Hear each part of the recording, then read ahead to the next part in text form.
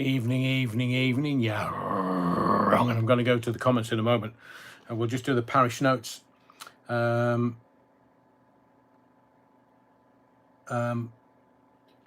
Just going to get into the parish notes. Say hello to everyone. Welcome everyone to the body of the kirk, and let's see how we're doing. And we'll take a bit of time, 5 or 10 minutes or so, just to get everybody's feet into the pews, so that I can deliver the sermon from the pulpit of truth.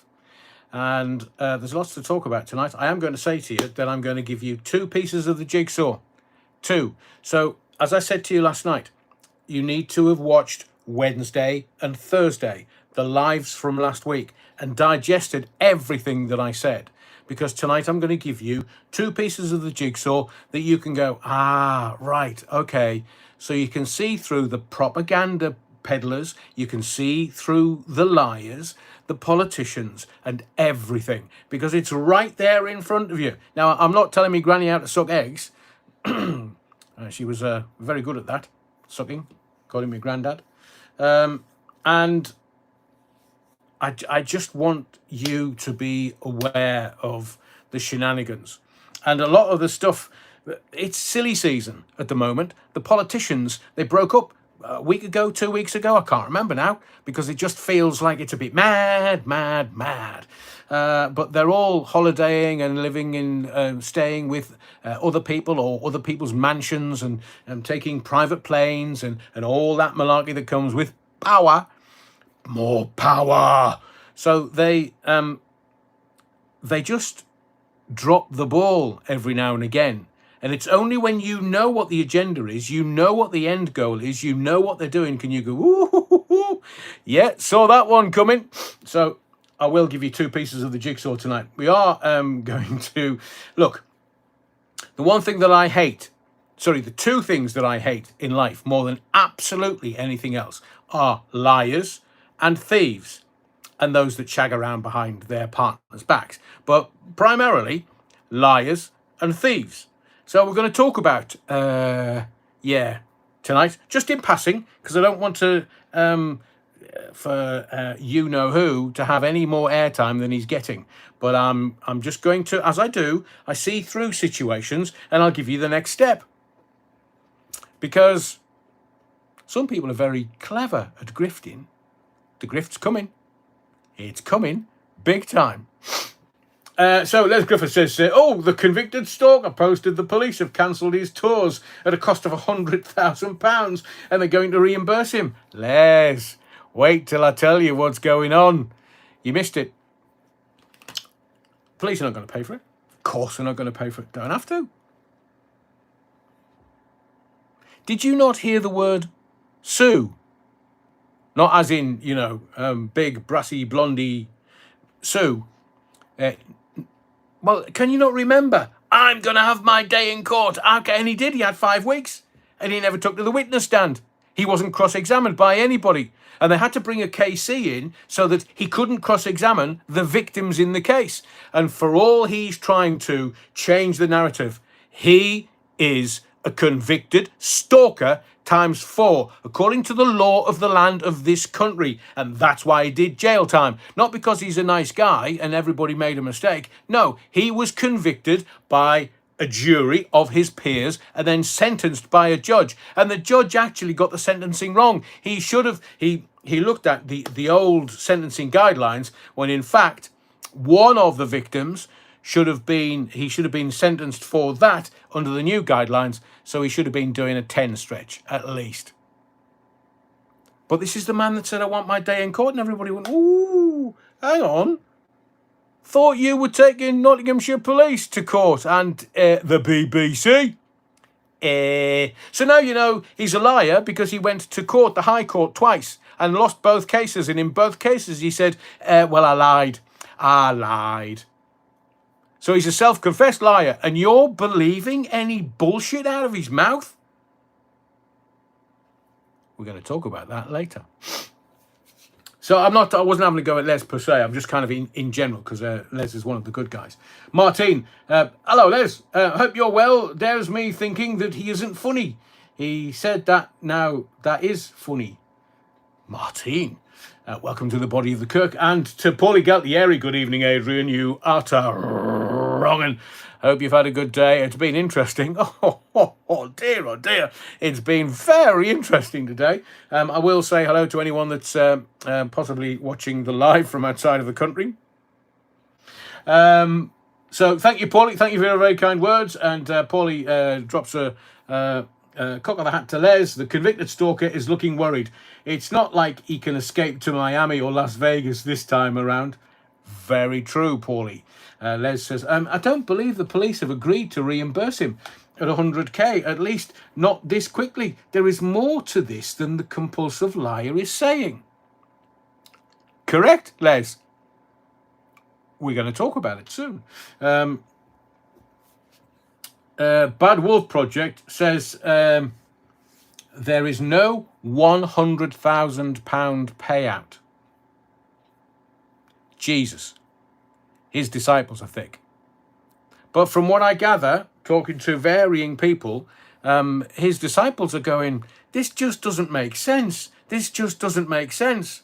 But if you know, and you can see the timeline, and you can see the direction of travel, then you know what's coming. Oh, you do know what's coming. I mean, I don't have to tell you, but I'm going to.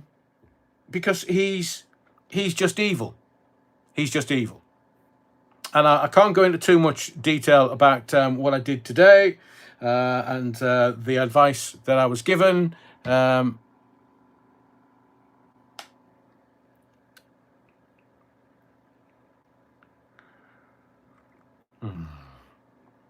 Amber nectar. Can't see my lips move. So thank you, Bad Wolf Project. And Les says, indeed, they are, all those booking fees. Well, you know that, again, as I say, and I don't want him to take up all bloody night again, but it's such a fascinating subject matter. It is, for me, and I can see what's going on. So, you know, the convicted stalker times 4 in a court of law, the Crown Court, court of law, with a judge and a jury, and they decided he was guilty, times 4. You can't get round that. He absolutely, categorically can't get round that. He was put in chalky for stalking and harassment. That's why he was in jail. That's why he didn't like it all, by the way. From a very, very, very impeccable source. A very impeccable source that cannot be ignored or taken liberty of. He was moved because he was at... I'll talk about it later. Because it just... There's a lot of important stuff to talk about tonight. And as I say, this channel is looking for truths everywhere. We just get it on our radar and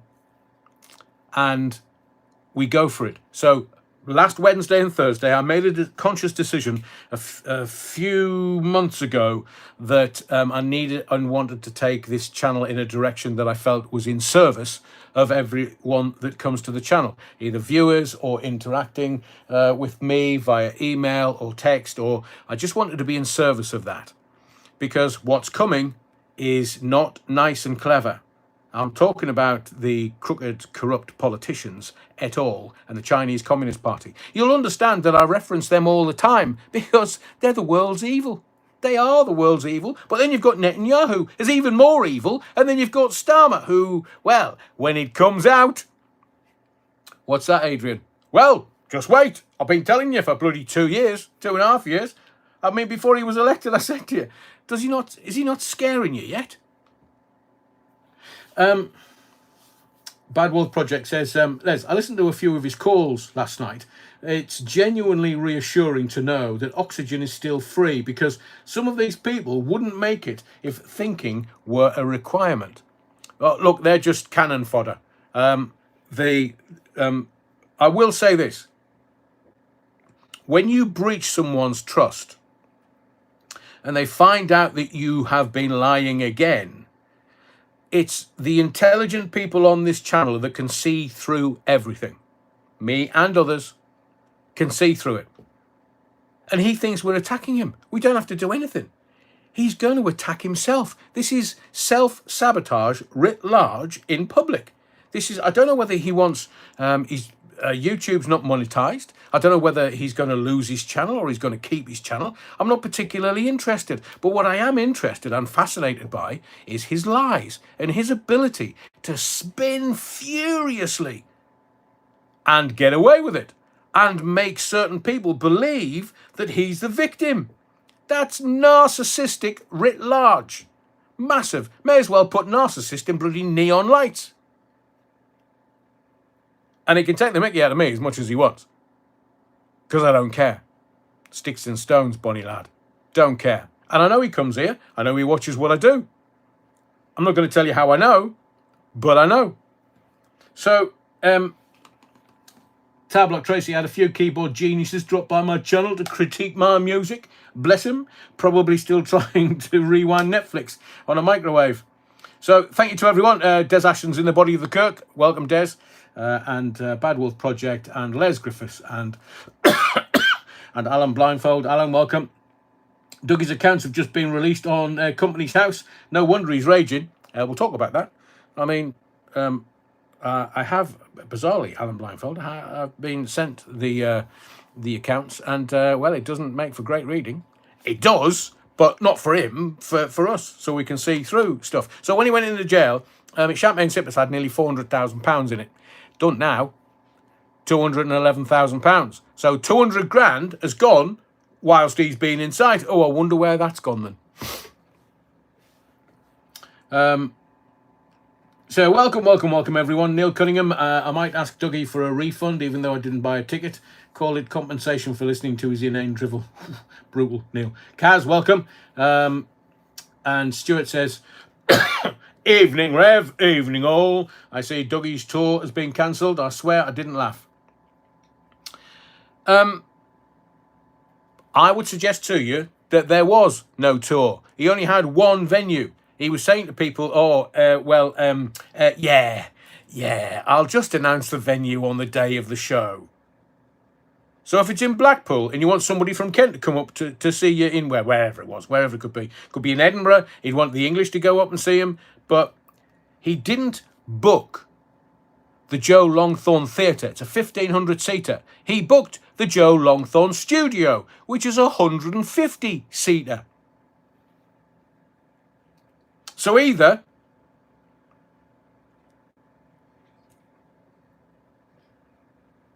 well, it's an either or.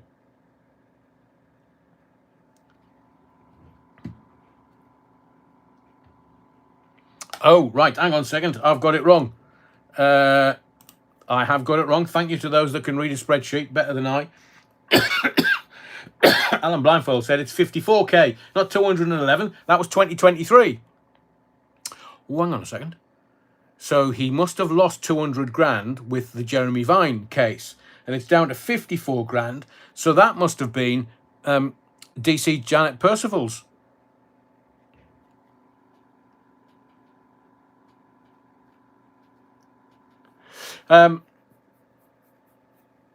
So that was that case. So he's lost best part of well over the thick end of 300 grand in two cases. And no wonder he's peddling furiously. And he's upset that the show, certainly in Blackpool, isn't it the Blackpool Theatre, isn't it a friend of his? Just asking for a friend. Not sure. I kind of heard that earlier, but I'm not sure. The tour didn't attract the numbers he thought he was going to get, so he cancelled the tour. Nothing to do with plod, says Terry Wookfit. And Gene Psychic says, wow. Well, it is. Because I take no pleasure in seeing someone unravel in the public eye. I don't. And my advice to him always has been to come out, not out, but out of jail, out of chokey, and just head down for a little while. And, you know, if he'd said to absolutely everyone, look, I made a mistake. I kind of get it. So I apologise to those that were involved in the case. And I'm just going to take a little while to decompress after 2.5. He keeps saying 3 years in jail. He didn't. September 2022 to June 2025. So that's not 3 years.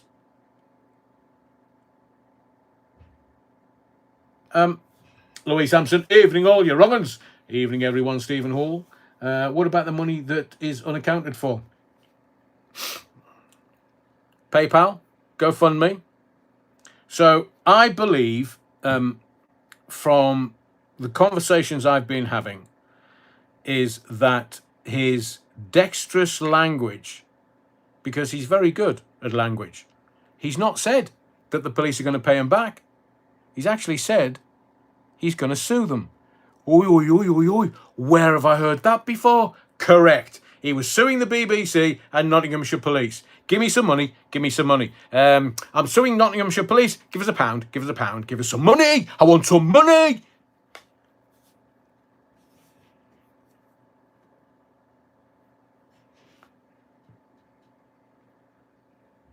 And I'm also very well aware of what he says about me. Unacceptable and offensive and harassing. So you don't have to stalk me, but harass me over the abuse in my childhood? Oi, oi, oi, oi, oi. Mate, you know me, you work with me, and will I have my day? Don't have to, because life is going to deal with you. But how evil do you have to be to use that to make a point? And I will say for the record here,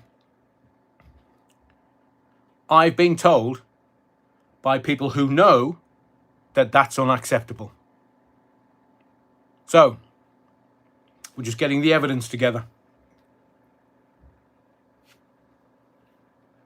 You shouldn't have started. Dougie.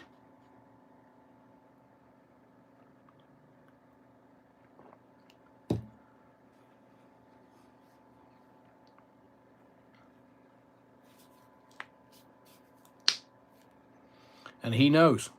He knows. Because when I started my martial arts journey in ninjutsu in Newark, just outside of Nottingham, he was around me. I started in 2002. But bizarrely, he's now saying that he's...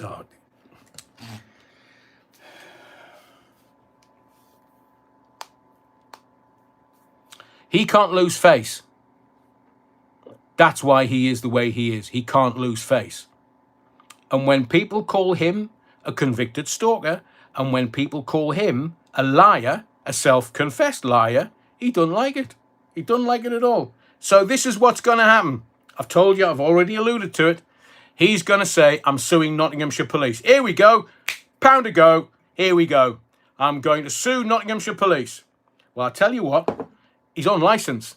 He can't grift for money. And he hasn't got the money to sue them. So he can call them corrupt as much as he wants. They're not.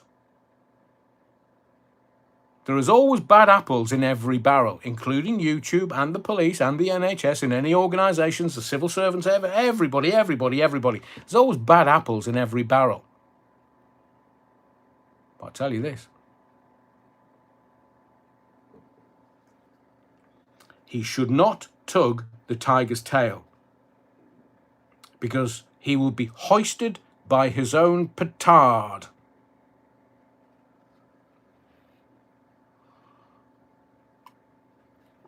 The Bovril, I wanted to start this this particular live to comment from, thank you, Paul, £10 to win on Adrian in round one. It's a very sad day, and we can kind of go from Dougie to this, because James didn't like Dougie at all, didn't like him. They fell out big time, and that's why Dougie had to pick fights with him. Valerie Simpson. Oh, hang on. Not surely from Ashford and Simpson. Oh, they made some fantastic songs. Normally, police don't offer compensation. They wait for someone to ask, then negotiate. Well, a bit like when he was in court and Nottinghamshire Police wanted him to pay some costs, 20 grand. And he said to the court, and I think this is perjury, so somebody needs to have a look at this. He said to the court, I've got no way of earning money when I leave prison. That may be a technicality. But he had a shit ton of money. How many PayPal accounts did he have? And the GoFundMe? And how much did he make from those? He's never ever told anybody. Never.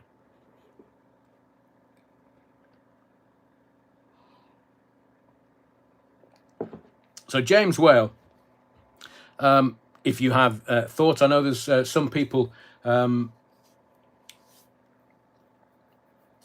That's very kind, Shane Hall. That's very kind. Thank you. James was. He was one of the greats that ever will be at speech radio. I'm not going to necessarily say late night phone-ins, because I, as a young boy, as a schoolboy, used to listen in wonderment at the magic and the daring do, the way that James held his audience, the consummate, and he was learning on the job. He didn't know, hardly anybody knew what a phone-in was. There was only Stanage in Manchester in the early days, and then James on Metro. So I, obviously, as a young boy growing up in Sunderland, used to listen to him every single night. My schoolwork suffered because I was so inured by James Whale. I was so captivated, and I couldn't. So the first hour he used to play songs, and then he would go to the phones between 11 and 2, and he was just. I mean, I used to theatre of the mind. I used to listen with those pictures in my head of what he looked like and what his studio looked like. And I always remember thinking, oh, he's in a studio and he's kind of at the end of like a long corridor, thin studio, and he's sitting at the desk, looking out of the windows over Newcastle. It was a very romantic vision in my own head. Karina Jane says, James Whale, R.I.P. Stuart says, yeah, we'll leave that till a little bit later, Stuart. Thank you. Always enjoyed his TV show way back then. I mean, his TV show was broadcast out of Leeds, wasn't it? Wasn't it Yorkshire TV, which was in the same building as Air FM? And I presented Drive on Air FM, and James was around the building. But I couldn't bring myself to say hello to him. He was just like God. But I did meet him later on, fleetingly, because, mutual friends. He worked for Talk Radio, and one of my colleagues' friends was one of the bosses at Talk Radio. So it was all very, very, very, very, for a young guy who listened to him at school.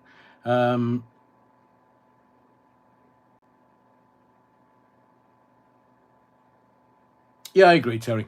I agree.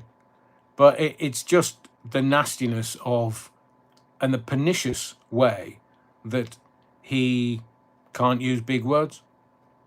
He'd be looking in his thesaurus. What does pernicious mean?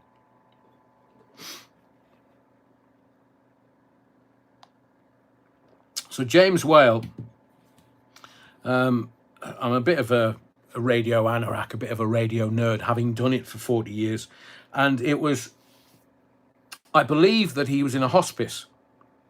And so he must have interviewed, for me, Nigel Farage has gone way up in my estimation. I mean, his politics are his politics, but as a man, he's gone way up in my estimation. Why?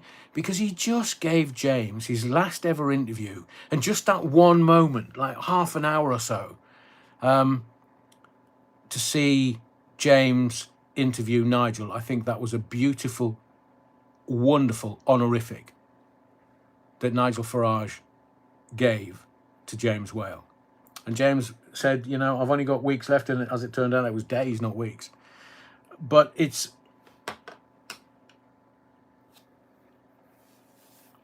interesting English bottle cap. I am mistaken in recollecting. Am I mistaken in recollecting James Whale hosting a national radio call-in show on Sunday afternoons in the late 80s? Late 80s? I think he would have been. Ooh, that's interesting. I think he would have been at Air FM. He left Metro, and then he was kind of a bit of a gypsy, travelling and trying to find his home. And then they gave him, might have been late 80s, early 90s. I was at Air FM in 92. So was he national by that point? I don't know the exact timeline, English bottle cap, but I know that he was still the most professional, consummate, wonderfully erudite broadcaster that this country's ever seen. There'll never be another like him. There are the greats, obviously, and he's in that pantheon of greats. And some of my bosses at Radio Tees and then TFM, they worked with him and for him for his Night Owls. Night Owls was just wonderful. And when James decided to leave of his own volition, he had a leaving show where he just invited all of his mates in, everybody that knew him, because he was such a massive name in the Northeast, huge, and he had all these guests in, and it was riotous. It was fantastic, and I listened to that last show with almost a heavy heart and a little trepidation, because I thought, what's going to happen? And then they had somebody called Alan Beswick come across from Lancashire, who upset the Geordies and the Mackhams. But again, consummate professional, Alan Beswick. But he wasn't James, and he didn't stay for very long. And there wasn't the communication tools that we have nowadays.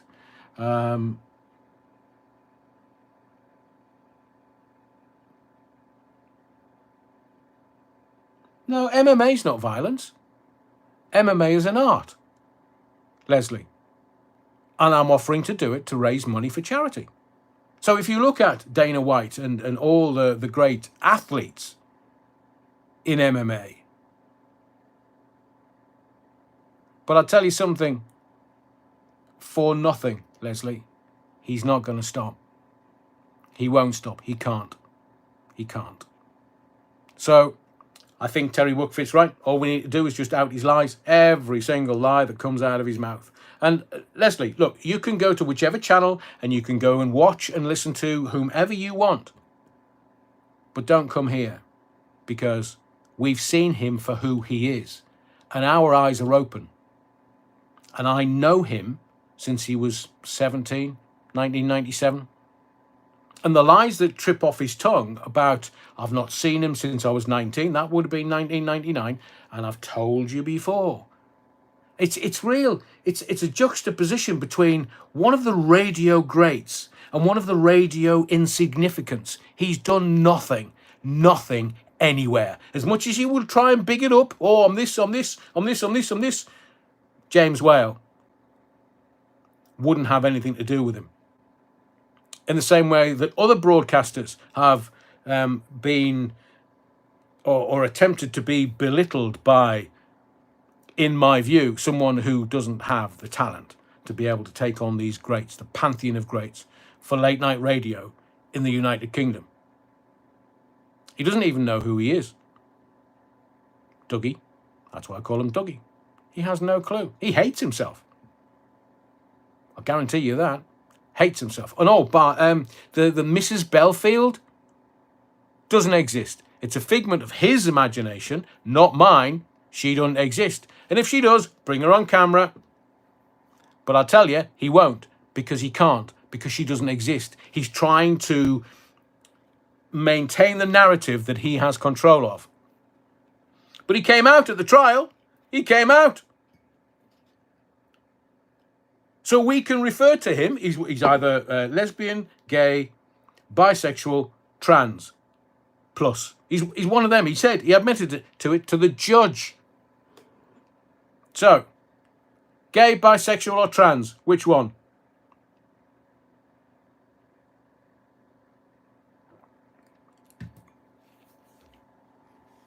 Adrian, you have a great show, but all the talking about Dougie ruins it. Okay, Leslie, bye. Bye. I don't need you to tell me what to say or how to say it. I'm just saying to you that au revoir, it's been lovely. But you're not bright enough to be sitting in the body of the Kirk with these people, these critical thinkers who know what they're talking about. And Leslie, if you want to go and watch my live last Wednesday, it's a bit long for you. You might need a nap or three in the running of it. And then if you watch Thursday's live, cut the Dougie bit off because you obviously don't like that. Then just watch what I told you. Watch it. Because you are about to get the shafting of your life. Because you're not critical of thought. You don't get it. You're probably, well, you sound to me, vaccinated. So you're not going to get any of this that I'm telling people. But I'm telling you, what I'm going to give you tonight is an indication and corroboration of what I said last Wednesday and Thursday. It's there for everybody to see.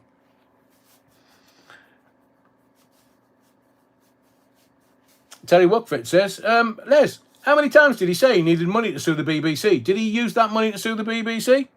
No, because then he turned around and said, well, what's the point of suing them for, I don't know, 10, 12 grand or 20 grand or something?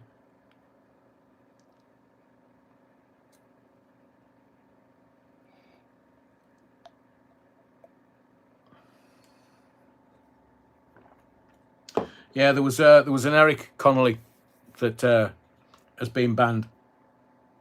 Yeah, if you could hit the like button, please. We have nearly 300 watching for the moment. So if you've ever listened to James Whale, today, just hold him in your thoughts. Because that little interview with Nigel Farage right at the very end, I thought was superb. Because James's style was very combative at times, but also he knew radio. He'd been on the radio since 75. I mean, 50 years. But he was he was just a master of the craft. And there's many of us that have followed him. He was an inspiration for me and my styling on the radio. And it's such a sad day. I've said this to you before. It's such a sad day that the greats, or one of the greats, has gone to the great radio studio in the sky, if for want of a better metaphor. And I've said to you that these old boys are not going to last much longer. So rather than be saddened by his parting, or his passing, if you will, just sort of revere them while they're here. Because there's loads of national broadcasters, not the wrong ones, the ones that have been done for kiddie fiddling and stuff, but the giants, the greats, the great intellects, the great stylists, the great presenters, and the great communicators and the great engagers. Bad Wolf Project says, I'm giving serious thought to opening an RSL radio station for Radio Dougie, and I need to a phone-in host. Set your own Battenberg price. Oh, it's got to be at least 2. Oh, don't come cheap. 2 Battenberg. Terry Wuckford says,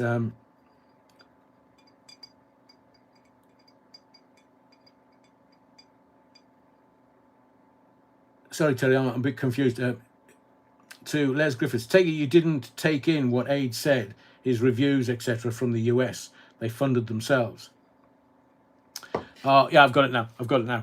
Johnny Walker, another great that's shuffled off this mortal coil this year. I'll tell you what, we'll put a full stop at the end of this particular paragraph. Gene Psychic says, anyone regular knows there is more to these lives than Dougie, but we like to listen to all of it. Never boring on here. Adrian also tries to include everyone. I agree, Gene Psychic, thank you very much for those words. Everyone, it's a broad kirk. Everyone is welcome until they're not. And then when they're not, when they're being silly, because some people can't. The thing that I love is that if someone's not quite understanding what I'm talking about, and because some people have been here since the very beginning, Les Ross, Kerry Hawkins, Les Ross, met Les, fantastic. He did the breakfast show on Radio Tees, the first breakfast show on Radio Tees, my very first radio station. Fantastic guy. Everyone's welcome in the body of this kirk. But as I say, and what Jean has said, this is a full stop to what that particular subject matter is. Using what happened when I was a child to score points is not only unacceptable and offensive, but you have to ask the question about the state of the mind of the person using it. I have the integrity by being honest in these lives. Everyone's welcome until they're not.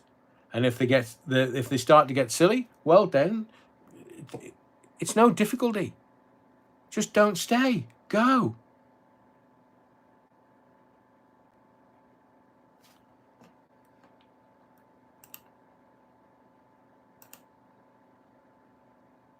Thank you.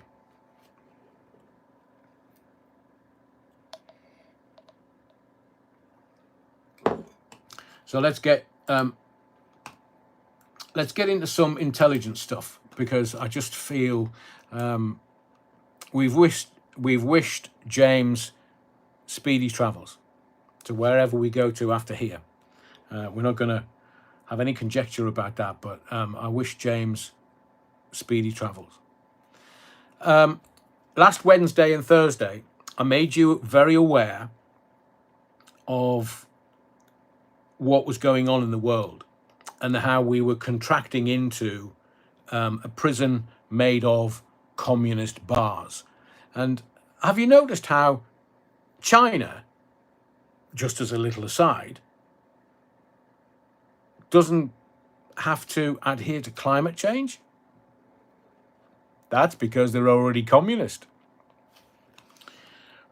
And I said to you last Wednesday, as well as the World Health Organization, and look, I get that these subject matters are a bit dry, and that's what the politicians are hoping for. They're hoping that you kind of go, oh, I'm not, no. Because as a young guy, I would have done exactly the same. But now I'm going to give you some information that you need. And why? Because this is vitally important. This is not just politicking for the sake of politicking. This is not just geopolitics. This is life or death. Now, I'm not being a drama queen. This is the most important time to be alive. It's a fantastic time to be alive. Some people just bellyache and whine on about stuff. But I want to give you stuff and information and knowledge and understanding that is in service of you, your family, and your community. So I'm going to talk to you about the UN agenda.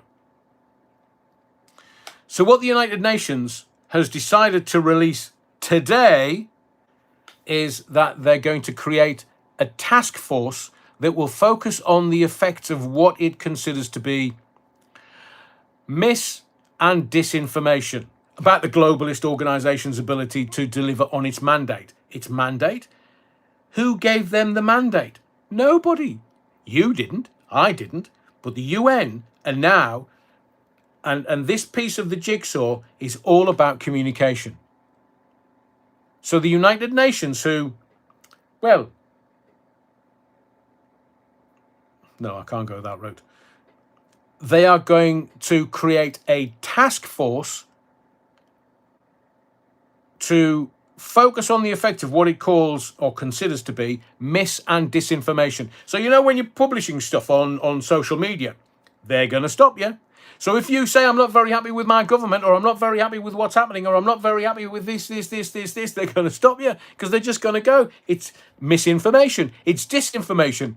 And they are talking about the organization, the United Nations, ability to deliver on its mandate. Who gave it a mandate? No one. So the announcement to create the Disinformation Task Force was buried deep within the United Nations' first ever Global Risk Report. The Global Risk Report read, are we going to get away with this? That risk report lists mis- and disinformation as the top vulnerability, mirroring that of the World Economic Forum, WEF. Can you see where I'm going with this? So Global Risks report for the past 2 years. But as I say, I read certain things so that you don't have to. But if we combed through the documents and speeches from the United Nations, we would find addressing misinformation and disinformation has little to do with getting to the truth and everything to do with controlling narratives that could impede progress on the United Nations work. So basically, the United Nations is going to control you and me and everybody in this country if we try to impede progress on the United Nations work. Now, what would that work be? There's 17 different charters within the United Nations work. Now, you could enter the new task team to focus on the effects of mis and disinformation on the United Nations mandate delivery. And what does the United Nations define as a global risk? Well, and I quote, an event or condition that would have a significant negative impact on a large portion of humanity and ecosystems.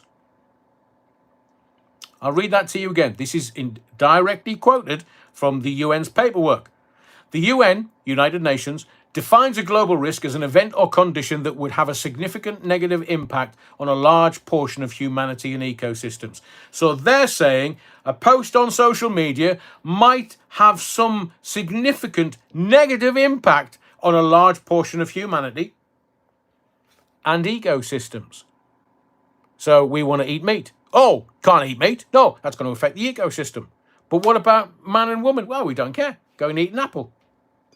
So the Global Risk Report doesn't say anything about the new disinformation task force helping, and I quote, a large portion of humanity. So we know these elites, they love a large portion. Ask Jeffrey Epstein. Instead, this new task team will focus on, and again I'm quoting, risks in the information ecosystem and the effects, quoting, the effects of mis and disinformation on United Nations mandate delivery.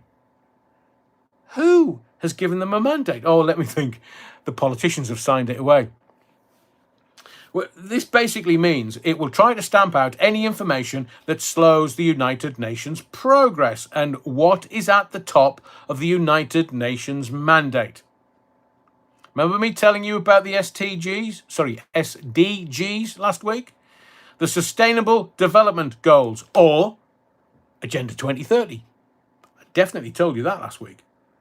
So that is at the top of the United Nations mandate, the 2030 agenda. They want everybody with digital IDs. They want everybody in this prison of physical prison, but not with bars. So in other words, the United Nations is implying that any information that impedes the delivery of its Agenda 2030 mandate is considered to be misinformation or disinformation. So last year, the United Nations held a summit of the future in order to accelerate progress of these SDGs. You will not get this in the mainstream media tomorrow. It's only just fluttered out today. But the United Nations are going to tell you, you can't dissent. You can't publish misinformation, disinformation. You can't publish it. And what will happen? Digital IDs. So digital IDs will go, you've slagged off the UN, you're wronging. Right. 7 days, time out. You can't. All right, okay.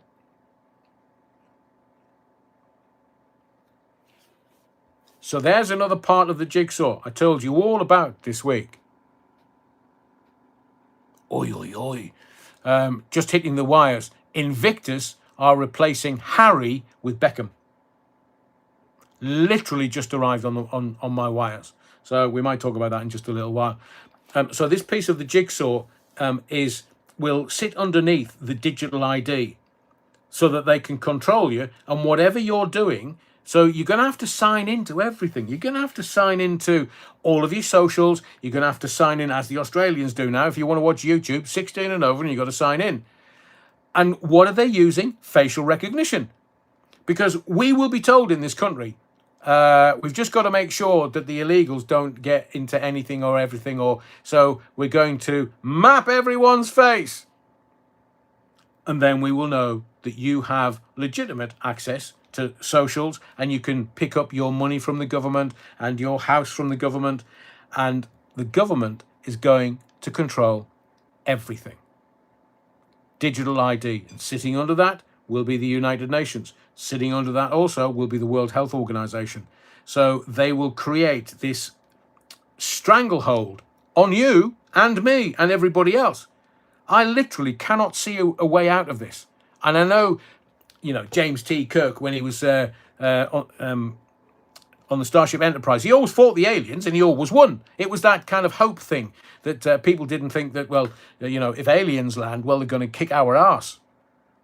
But maybe they want this so that when the aliens do land, approximately 2027, 2028, because you think this chaos is random. No, it's all planned. All the chaos, everything.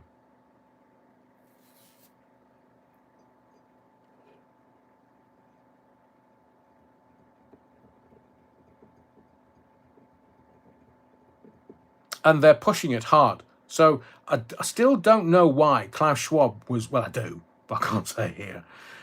Klaus Schwab, off you go, bunny lad. We're going to get somebody in, somebody else. We'll get the head of W.H. Smith in. Because it wasn't Klaus Schwab solely that was doing all of this. He was just kind of the front man making a few bob. He was friends of Henry Kissinger. Henry Kissinger was his mentor. Henry Kissinger, one of the most evil men that's ever lived on planet Earth. And Henry was his mentor to Klaus Schwab. But it's all funded by elite bloodlines and big money. So be aware that the United Nations are at it. And the governance of this country are allowing it.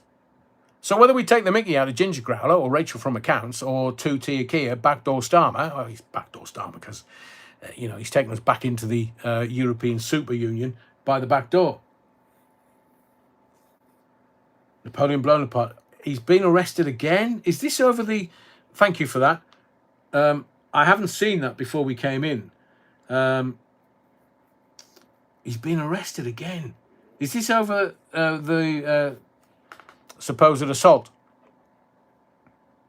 The thing is, good question. I see you. Is it just now, Napoleon Bonaparte? Now Napoleon is in America, so it's interesting that the British media haven't covered this. Wow, Rusty's roamings. Yes. So Rebel says, Napoleon, isn't he out of the country? Well, the American press will cover this. We won't be allowed to know. So there you go. There's the United Nations. There's disinformation and misinformation, and they'll say it's disinformation. Just go to sleep. You're fine. Your government loves you. X Factor will be along soon. Tommy Robinson arrested at Luton Airport. Jesus. The Guardian have it now, says Kaz. Terry Wookfit, it's on LBC and the Beeb already. Rusty Roaming says he came back today from Portugal. Ghetto Defendant, good to see you in the body of the Kirk. Arrested at Luton Airport at 6:30 UK time. They absolutely categorically don't want him on this freedom march. They don't. Because what they are worried about, what the elites are worried about, is people rising up. Now, this channel is not about incitement. But I don't think I need to say anything because I think the government's doing a very good job of incitement as it is. I mean, all the corruption, all the you'll do this, you'll do as you're told, and Gene Psychic, all distractions. All of it's distractions. But Tommy, I mean, well, I wish him well. They can arrest him, but they surely won't be able to keep him in the clink.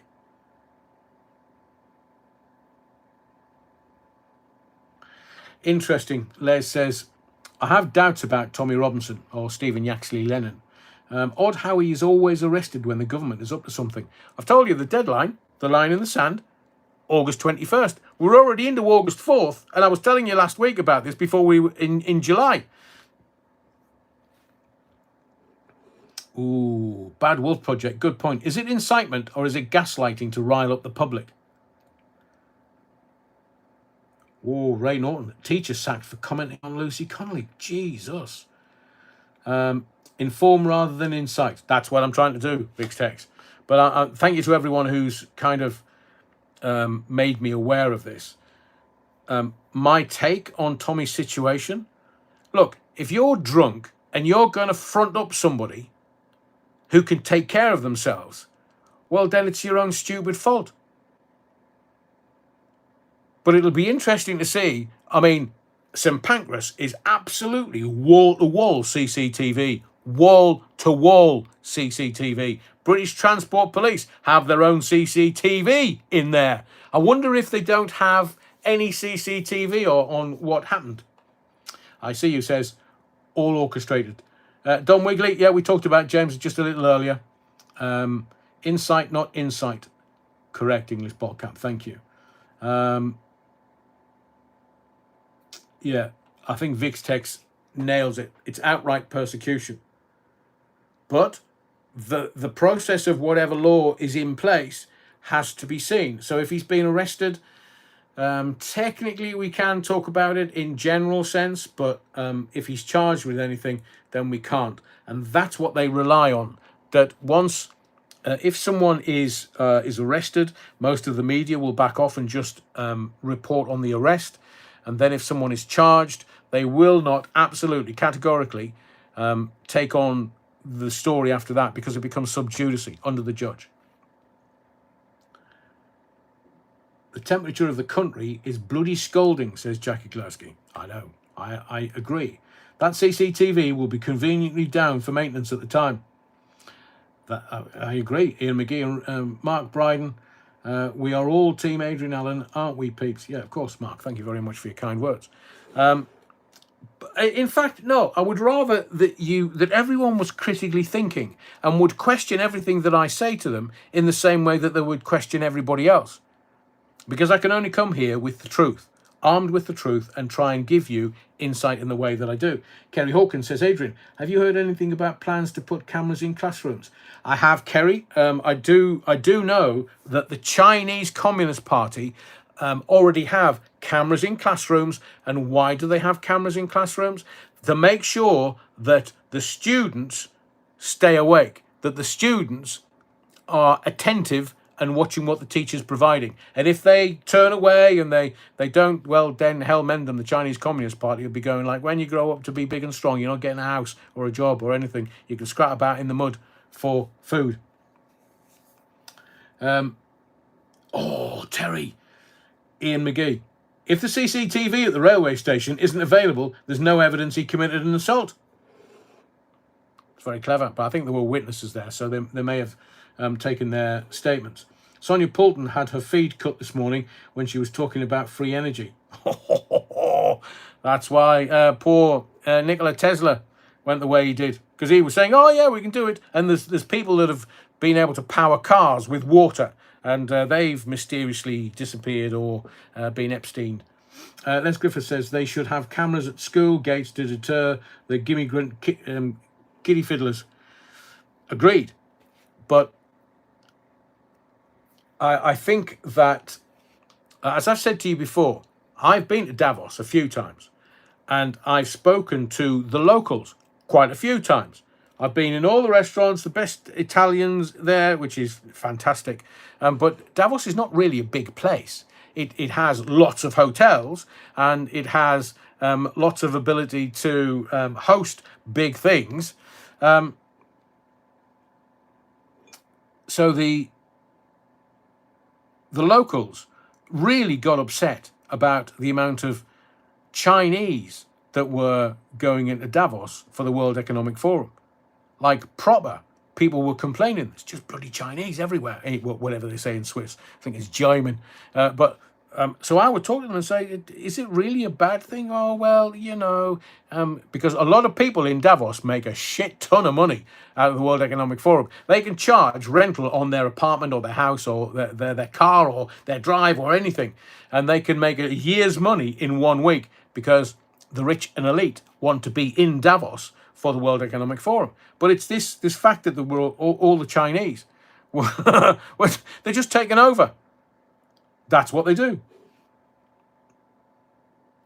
Stephen Hall says the online harms bill is so oppressive. Yeah, but we're going to do that maybe tomorrow or Wednesday. What I want to do is I want to get these small parts of the jigsaw and offer them to you so that you have understanding and context, and then you can say, right, I get that. All right, UN, right. Yeah, Adrian said that last week, so it's that. And I'm going to give you something around Ginger Growler and the Labour Party that is going to take your breath away. Because I said to you last night on the live, that something happened today, and I can't, because I've got so much information going into me bonds that sometimes I kind of, unless I've got it written down, it just goes whoosh, straight past. So I got up this morning, looked on my phone, and Ginger Growler. So I will tell you. So I think that as far as Tommy's concerned, I do hope that they will arrest him to take his statements, and then hopefully, no, I can't. It's very challenging and difficult to get round the situation. I mean, I'm sure a lot of other YouTubers will do that, but I know that a lot of other YouTubers will get arrested and taken down to Chokey. That's not what I want to do. I want to, and I see you. Thank you for your comments about the channel and what you would like to see. We have to be very careful. I'm very happy around 10,000 subs. I don't need a massive channel, because the power of what I talk about and the power of the information and the power of the understanding and the context means a lot more to me than having a massive channel, because we're doing some really important work here. But I see you. Thank you very much for what you said a little earlier. Garen Davis, we're going to get to that in a minute. So I wish Tommy well. I do hope that if... No, I still can't. Les Griffiths. I'll take what Les says, and I think it's powerful and an insight into who we are and what's going on. Les says, everything happening in Britain today is our fault for being so feckin' passive. And you'll notice how, Les, a phone-in would be great, but would be hijacked by Dougie creatures. Oh, don't you worry about that, man. I can handle them. Don't you worry. Look, I've literally done screen free where I've had hundreds and hundreds and hundreds of callers. Bang, bang, bang, bang. So, if somebody swears at me, I'll just swear at them back. What's that going to do? Because remember, you and I hold the truth. And when you hold the truth, you don't have to have a good memory. You don't have to start tackling people, because the truth is the truth. So whatever is happening with the UN and WEF, they are very, very clever. But I will also say this. So I was talking about Captain James T. Kirk. I will say this to you.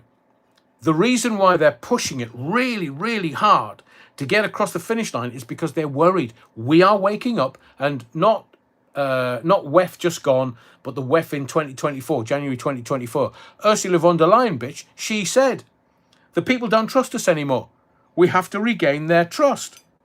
Oops. We just woke up.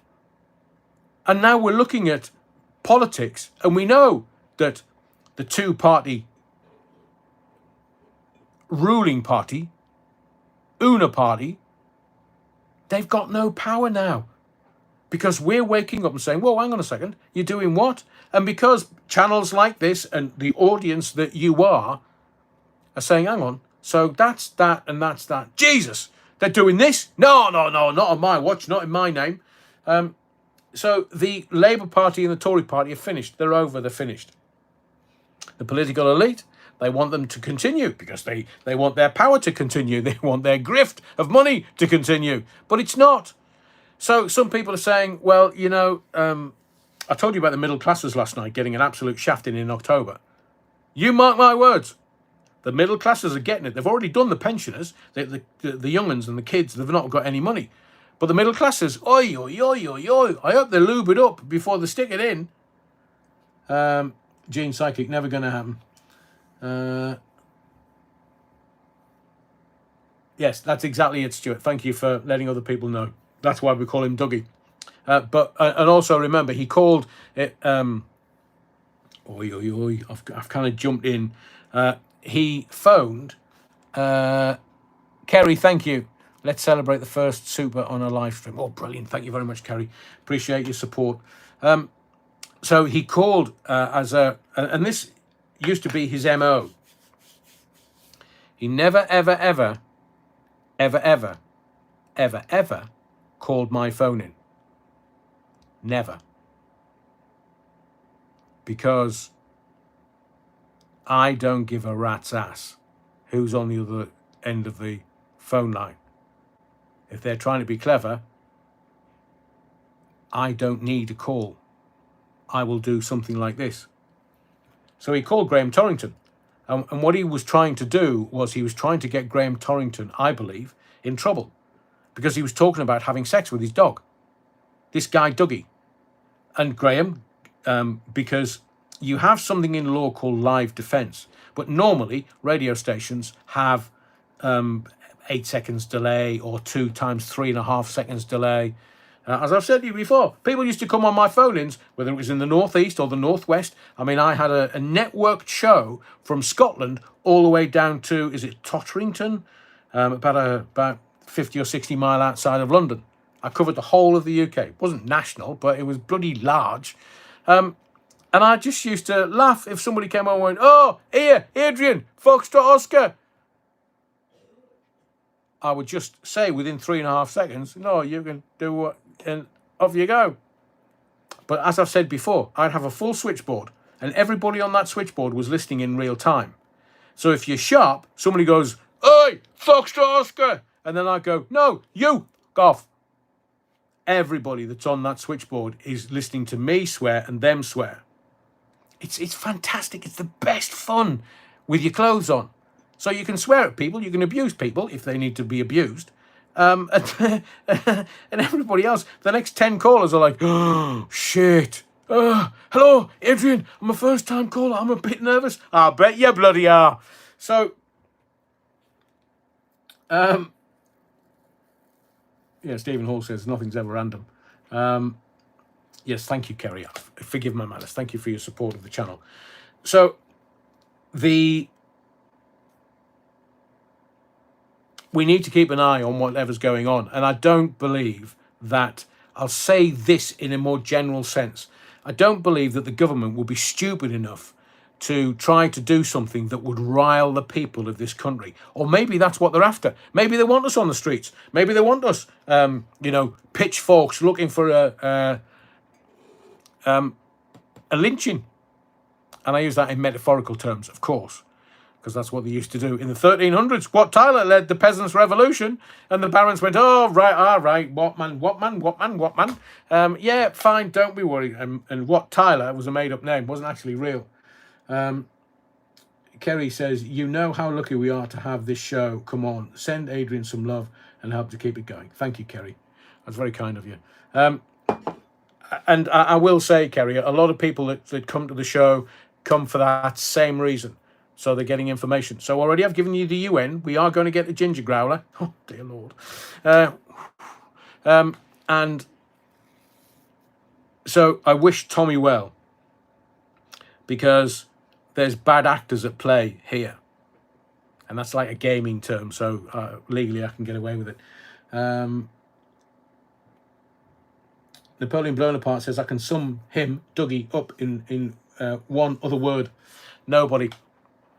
And that would be the worst for him if people just ignored him and everybody walked away. His audience is his audience. He has an audience, as I have mine here.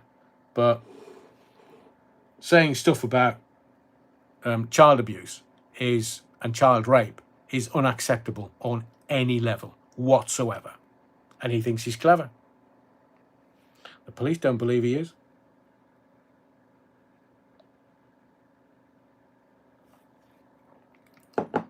Just saying.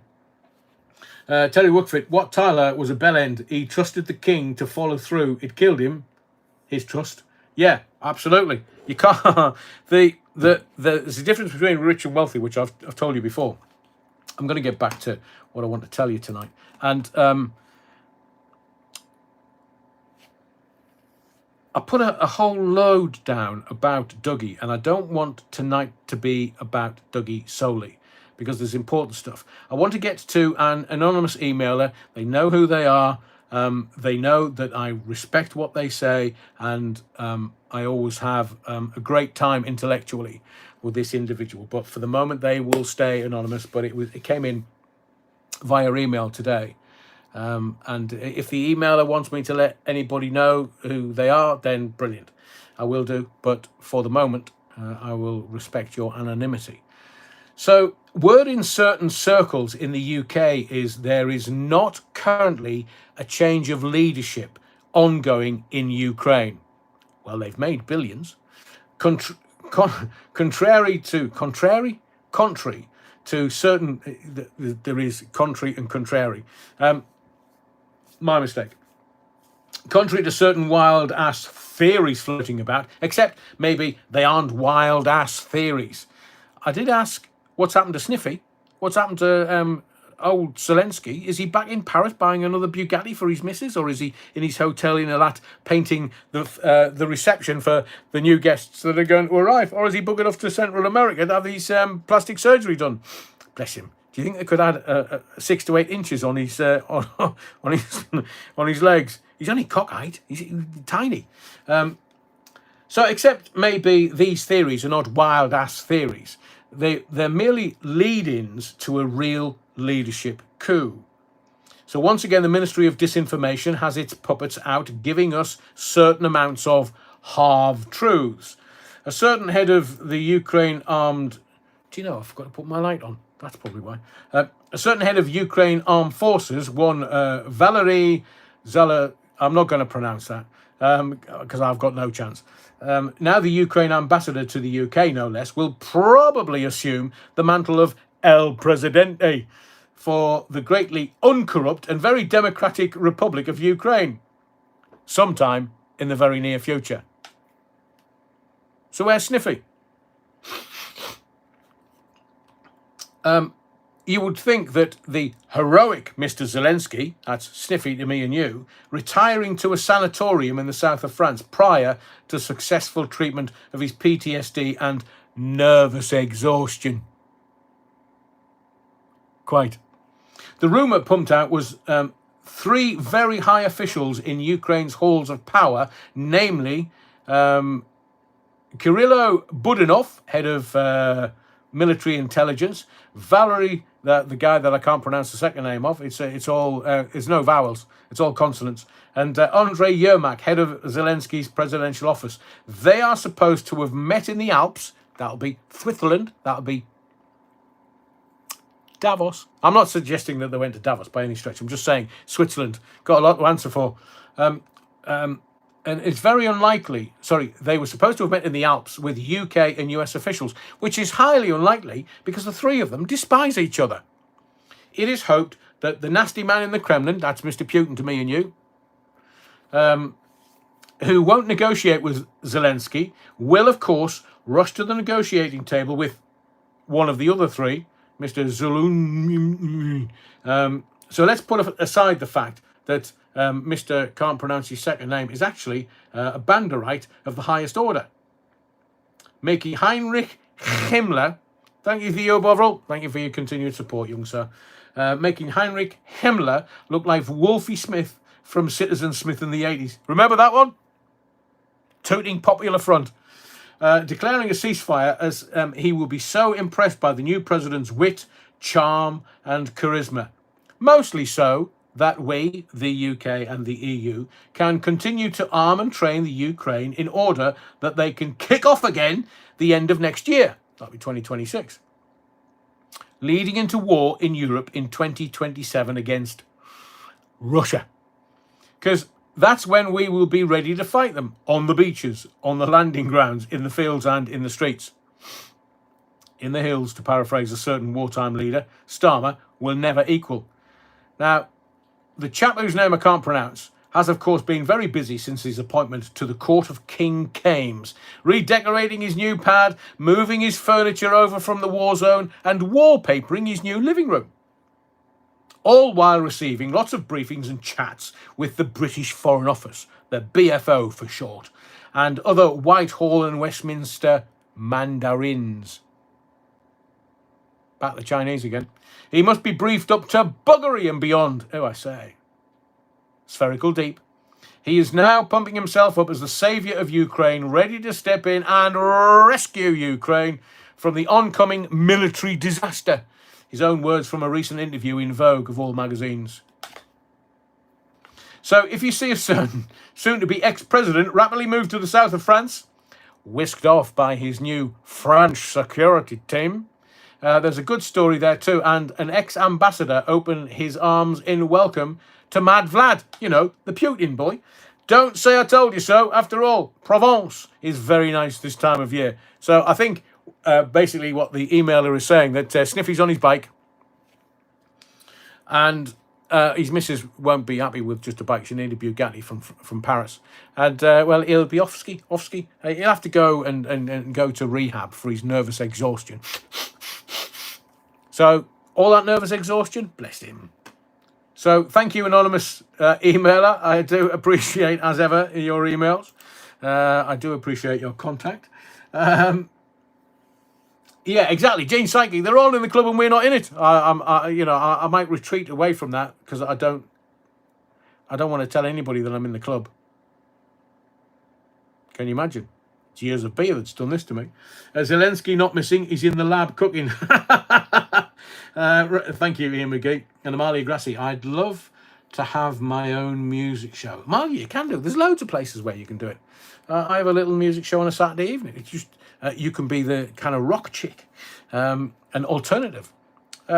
If you want to do a show, Amalia, I'm sure I can have a word. Stephen Hall says, me too again, Amalia. I might have to do my own bloody radio station at this level. You mean Mr. Macron and his husband, Mr. Macron, Bad Wolf Project. It just looks to me like somebody in a very ill-fitting wig. Mind you, we've got Big Mike. I watched the video again today of Big Mike dancing and his marriage guidance floating about and hitting the inside of his pants. It's just like, how weird, man. It's only the past couple of years that we've recognised that it's Big Mike. Before that, we were all at it. Zelensky in London next week with his begging bowl. Is he poorly? What would he be in London for? Is he back to see the bloody Charles the Weak again? So is Charles... is somebody giving him more money so it goes into Ukraine and then comes back out with, 10%, 20% taken off the top, and then it goes into politicians' pockets? Big Mike, says Cuban Pete. Big, yeah, I wouldn't like to fight him. Like a magician's wand, Aid, Soul Rebel. Yes, I've just had 20 really mucky gags go through my head and I can't say any one of them. Get no defendant. Hasn't Macron dropped the case on Candace? Have they? Because Candace is not for moving. I mean, she's brilliant. All this, she'll go viral all the way around the world. She'll make a shit ton of money and brilliant for her because she's not backing down. The only thing that can happen is, they've got the First Amendment, freedom of speech. They can say whatever they want in America. She's in America. That's where she broadcasts from. I see you. This is the new radio. Reaches far. Yeah, Amalia, you could do your own channel on here. I mean, we'd support you. We'd sub and back you up. Definitely. Except you can't play... Can you play music on YouTube? I think it's copyright strikes. We'll have to rethink that one, Amalia. So, Rebel, agreed. Don Wigley, what do you think of Putin? I think he's a very clever puppy. Although, he was really ill about 18 months ago. So I don't know what they've done to him, because they were reckoning that he was all over the place. Well, maybe, but Putin has got the measure of everybody and our royal family, because seemingly either Epstein or somebody around him had all this stuff on Randy Andy, and it was passed on to Putin and the Russians, and they've got enough to bring the royal family down. That's why Charles is... I mean, I love the royal family. I love what it kind of stands for in the 1,000-year history. I'm a fan of Athelstan 926. I'm Alfred the Great and Athelstan. We've had some marvellous, marvellous kings. And Richard the Lionheart, he nearly got Jerusalem. But he starved Saladin out of... Do you see what I did there? Starved Saladin. I'm wasted on you. So he kind of starved Saladin out of Jerusalem, and then thought, just at the point where Saladin was going to say, right, you're wrong, and I'll give in.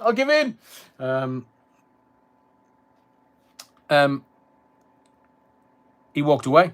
Richard the Lionheart, one of the greatest kings we've ever had, and now we've got Charles the Weak. His mother was just magnificent. She was in service to everybody. Although, there are some stories, and I know, I know some of them. No. I can't. I will get me brave pipes cut. So, he's kind of, the crown wears heavy to some people. Didn't for Elizabeth II. Oi. She was like on it. Bad Wolf Project says you can only play 3 seconds of music on YouTube to avoid a copyright strike. Currently, 10 to 12 songs per on the UK radio stations at 3 minutes 20 each, which means you'll have to play 60 times 3 seconds songs per hour. Oh, too much. I mean, when I do these lives, I am thinking about doing certain things, which means I'll play music on here and they'll just go, it's copyrighted. You can't be monetized.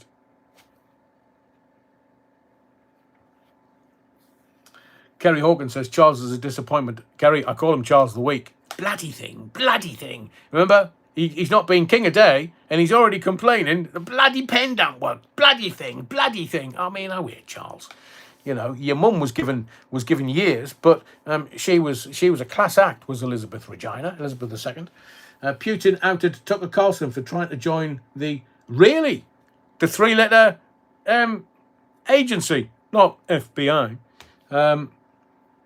But if Putin's got something on Randy Andy, I mean, Randy Andy can't keep it in his pants. When you get YouTube Manager, discuss copyright for quizzes, etc., and point out you don't monetize these lives. Exactly, Terry. Don't get any money for them. So, yeah, can you imagine doing a music quiz? How fun that would be. In fact, I have and can use, because it's out of copyright. Can you remember Bits and Pieces from Radio 1? I've actually got all the sound effects from Bits and Pieces. We could do Bits and Pieces. And that would be fun. That would be just... Les Griffith says, Tucker Carlson, his dad was a CIA operative. Kerry Hawkins, Charles, he wanted to be a tampon. There was Squidgy Gate and there was Tampon Gate. And they said, oh, no, it was some bloke that's a radio ham, and he managed to kind of get into the phone network. But can you remember Squidgy Gate and Tampon Gate? Charles said to Camilla, I want to come back as a tampon. Mate. And Squidgy Gate, that was Diana. Oh, let me come and squeeze your squidgy. Mike Reed's pop quiz, I remember that one, Matthew Whedon. Remember that? So, I will. I mean, I need another 200 and odd subs. And once we get the subs, then that's it. We're doing a regular music quiz. So long as Paulie Gallieri, Charles talking to Tampon. Hello, my name's Charles. He was very close to Louis Mountbatten, Kerry Hawkins says. He was. He didn't get blown up with Lord Mountbatten, but the stories about Mountbatten are literally breathtaking and will make your hair curl. I'm not going to go into them here if you know them. For the moment, anyway. If I was a tampon, Camilla would definitely be my last choice, says Ray Norton. That is proper funny. Bad Wolf Project. If the Rev ever does a get-together, you can be our superstar DJ. Absolutely, categorically, Amalia. We want you on the 1s and 2s, the wheels of steel. How little you know me. I could fuck up organising a digestive on a cup of tea, let alone set up a radio station. No, we'll do that for you, Amalia. We'll do that for you, and you can just... on the wheels of steel, ones and twos. Definitely. And we'll applaud. God save the king. Yeah, wrong. And Simon Clarkson. All right, God save the king. But I mean, what we're hearing, we Charles. Well, look, I wish Charles long life and good health, but he's evidently not in great shape at the moment. And his son William is kind of the stand up member of the. Ooh. Thank you, Carl Warby. If you are not monetized, you can play copyrighted songs if the owners allow it. I have numerous vids with CR stuff, copyrighted stuff, and none of copyright strikes. Brilliant. Couldn't do any worse than the current management of, War Million. Spike Milligan calling him a grovelling little git. Yeah, I know, that was proper funny. And he laughed, to be fair to him. He laughed. But I'm not sure that the Crown is the best place for him. But look, he was the longest Prince of Wales in history. His mum was the longest monarch in history. So let's hope he has a good time of it, enjoys it, and William takes over. Because once William takes over, look at the Invictus Games, Beckham. Ah, yeah, another weft puppet. So, hang on. Amalia Grassi, they call me Marley. Funny you should call me that. It tripped off the tongue. Is Bex a love child? Of who? Gene Psychic. Let me get to, honestly, we are going to end up chatting away. But I want to tell you about, talking about the Royals, I want to tell you about this, because it's not a good day at the office for for young Meghan, because Samantha Markle, you know, Meghan's half sister, or is she full sister? Half sister. Samantha Markle has won her appeal in America. So a court date of September the 9th has been set for the case to go ahead. I wonder how that's going to lay up. So September the 9th, it's going to be, we've had Diddy, we've had Epstein, now we're going to get the Markles. And Harry's come out today, not out, obviously. He's not at a Diddy party, but he's been to a Diddy party, so I wonder what he got up to there. Harry didn't hit Andrew, according to Harry. It's not great PR, to be fair. I mean, a war hero, and you've slapped your uncle about. Proper. So the second piece of the jigsaw that I wanted to tell you about tonight is this.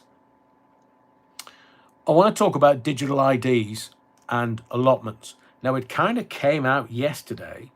And by the way, I am working with someone who's a regular and has offered his digital IDs is kind of his special area, speciality if he was on Mastermind. So we're looking at getting someone on the live on Sunday to talk about digital IDs and the repercussions and the deeper response to digital IDs and what they're going to do to us. And the reason I want to do that is because we've only got till August 21st. And this is a fait accompli. The government are doing something that literally the whole people of this island would go, oi, hang on a second, what are you doing, you wrong'un? No, we don't want that. Oh, you want to stop the boats, so you want to give us digital ID? Well, no, mate. Why don't you just stop them in France?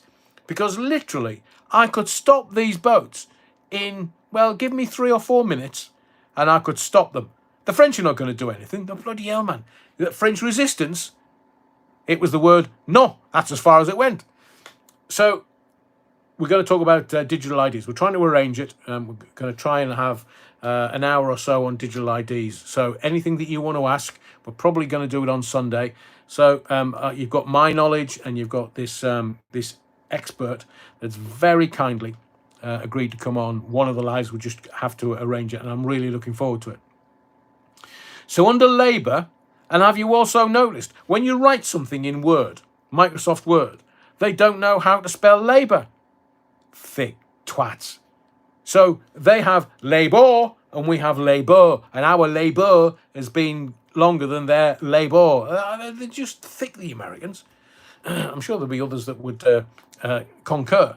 But under Labour, our version of Labour, that's what I was going to say. So Word, Microsoft Word, is changing language worldwide, English language worldwide. It's becoming more Americanism. But we actually, I love language and spelling and all that malarkey, which is why I have a massive thesaurus size queen.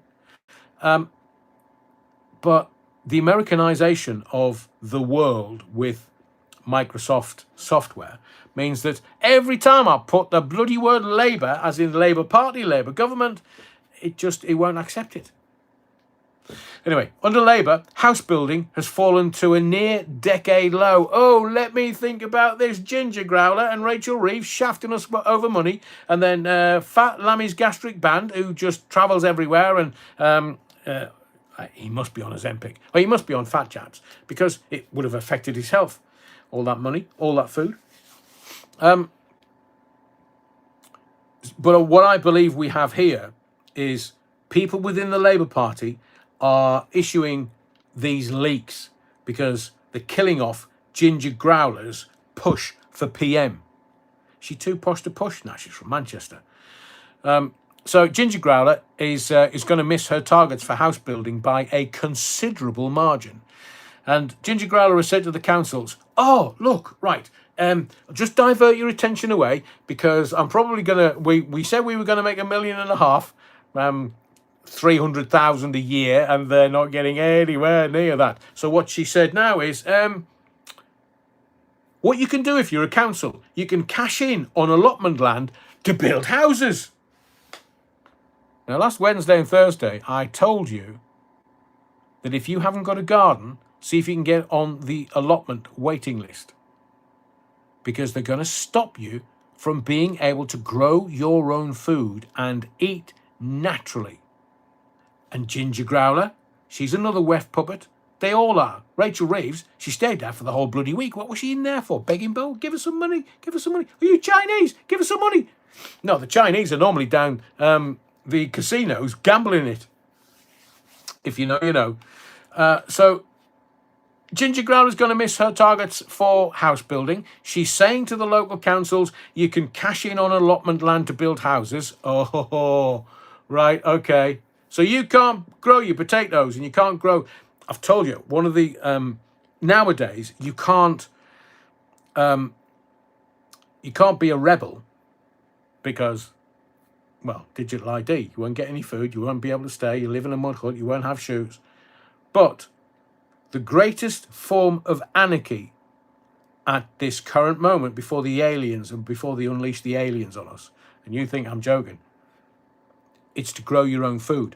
And not only grow your own food, but also let some of them go to seed, keep the seed, and then plant them the following year. Because seeds last for years and years and years. That's the greatest form of anarchy at the moment. Growing your own food, because they don't want you to eat decent food or decent meat. They want it to be lab grown, and you to be able to afford it. So what they're doing is they're kind of tackling the funding crisis under some new rules. They're not telling you what the rules are. Oh, don't be silly. We're not going to get the great unwashed. No. We're not going to do that. We're just going to say to you, you're utter wrong'un. You're going to starve, you're going to eat shite, and you'll do as you're told, because we're going to bring digital ID in. Now, Starmer today has said, this is serious. Well, I'll say to him, to use the John McEnroe colloquialism, you cannot be serious. Starmer orders a move towards digital ID system. Now, remember what I told you a year ago.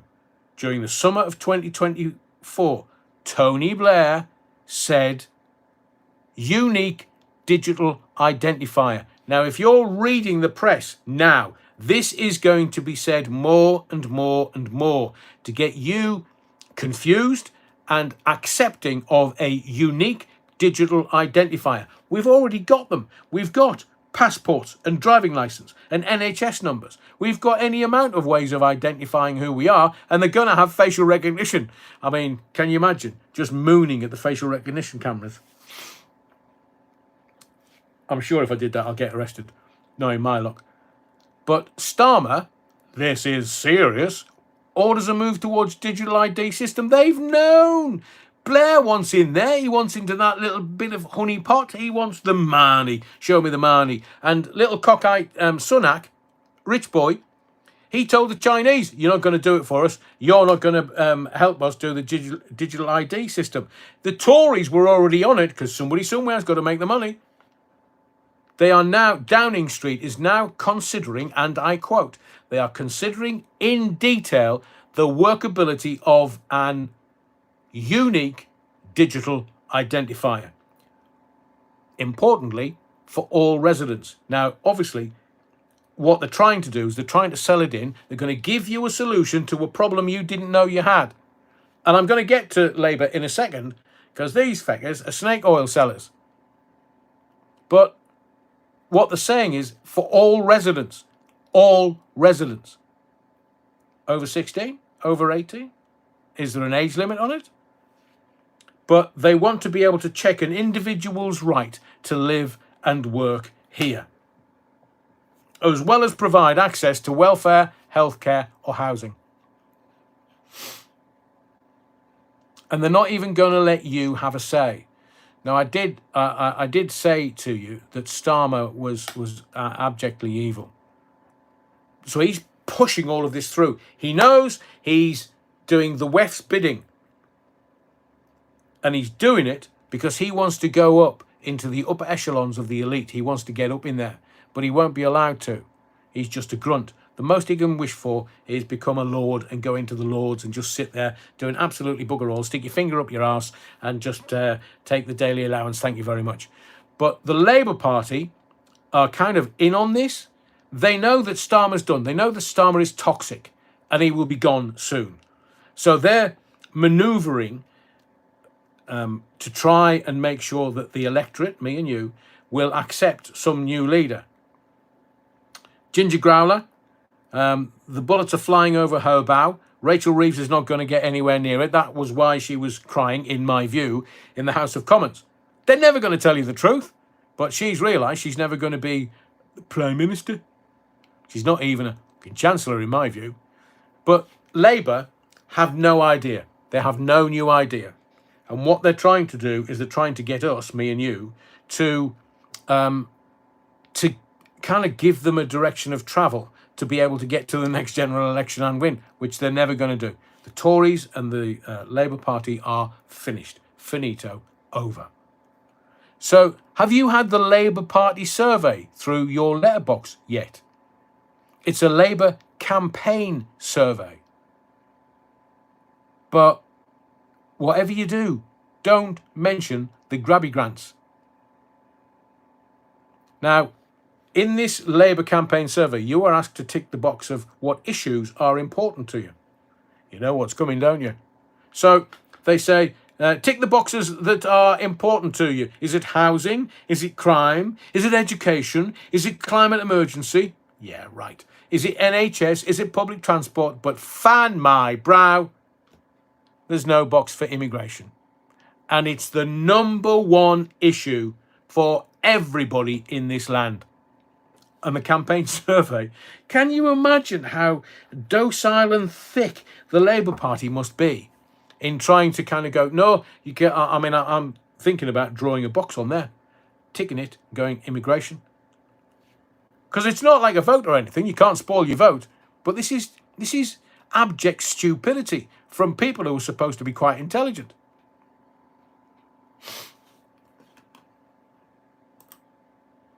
So no questions tonight. Just want to see, Amalia says, I'd love to tell them exactly what I think of them. Oh, if only, Amalia. Stephen Hall, Rich Boy Sonic is back with the banks again. Oh yeah, is it Goldman Sachs?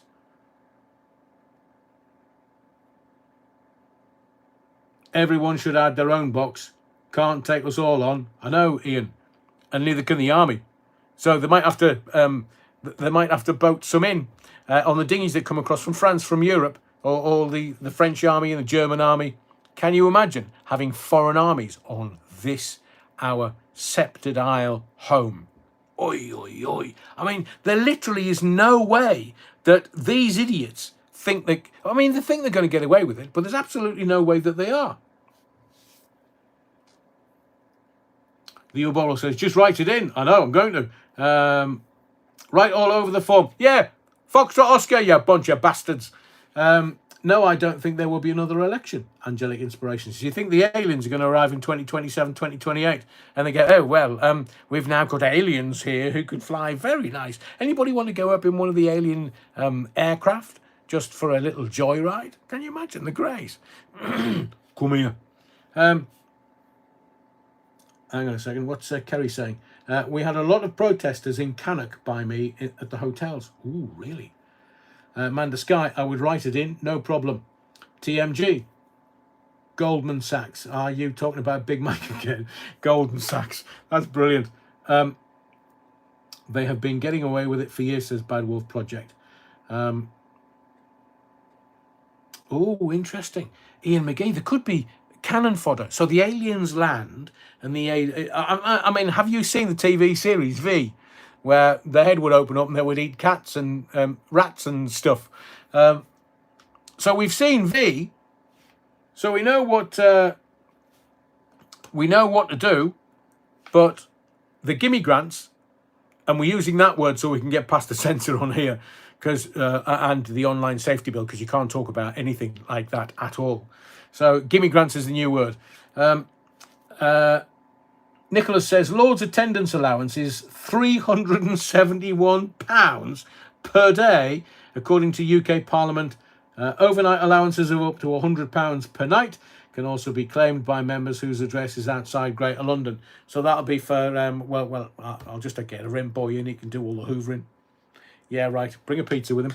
Spacecraft due to arrive in November, apparently, says Luke. Clangers! Oh, Gene Psychic, what a great TV series that was. Clangers, yep. And V. So we know what the aliens are like. They don't. Do they know what we like? Because they reckon the aliens shagged some females 20,000 years ago and ended up with us. I mean, they must look at Keir Starmer thinking, Jesus, where did we go wrong? Alien jibber jabber, anti-alien weapons tax. Absolutely, look. They'll find a way of making some money out of it. The catchphrase from the TV series V is, we come in peace.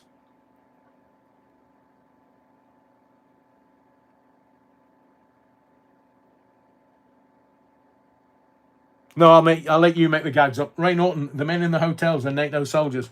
They're men of fighting age. But look, they think that they're men of fighting age, but we're the best army in the world. So, literally, it would cure their constipation if the fighting men, our army, had to take them on. We wouldn't bugger about. Oh, we might bugger them. Breaking. Napier Barracks to continue housing asylum seekers after small boat influx. Interesting Bad Wolf Project. Closest point is 19th of December 2025. 3-Eye Atlas. Not quite sure what that means, Des. And then they eat you. Ugh. Lots of ex-girlfriends like that. Aliens more scary than Keir? Oh, no, Gene, I've got to disagree with you. I mean, he's a robot. So, like, for mash gets smash. Can you imagine the aliens coming down going, who's he? With the gogs on him. Have you seen the state of his haircut? He's neither Arthur nor Martha. What's going on there then? Oh, that's our Prime Minister. That's your leader. The Greys will go, that's your leader. He's the top boy in this country. Well, we have a king, but he's bloody hopeless. Charles the Weak. Charles the who? What? Has he got any gold? We need some gold for our tech. That's why we came back. And Rusty's Roaming says the geese and swans have started disappearing from our waterways with signs of butchery nearby. I wonder who that could be. They'll be in shit street because those swans and varying birds have the geese and swans belong to the crown. Can you imagine? We might have the Donalds come over and go, oh, they're eating all the cats and dogs. Retro on his bikes must say sorry to Adrian for using did you swear, Retro? Brilliant. No, you've been a long time supporter of this channel. I don't mind. Your Tourette's can kick in as much as you want, Retro. Les Griffith says, have you seen Miliband? If he doesn't come from the planet Mong, I am Dutchman's uncle. He won't. They know what they're doing. They know what they're costing us. They know how they're grifting and getting the money abroad.